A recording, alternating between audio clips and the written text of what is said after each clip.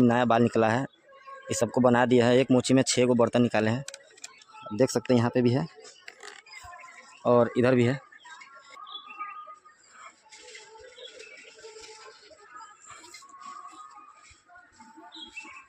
दोस्तों ये सारा नया बाल है, अभी जितना भी देख रहे हैं सब नया नया बाल है। उधर भी देखे भी नया बाल बना है जो ऊपर निकला हुआ है, और इस साइड भी जितना देख रहे हैं सब नया बाल निकला है, और पुराना वाला बाकी सब जल के सड़ गया हुआ है।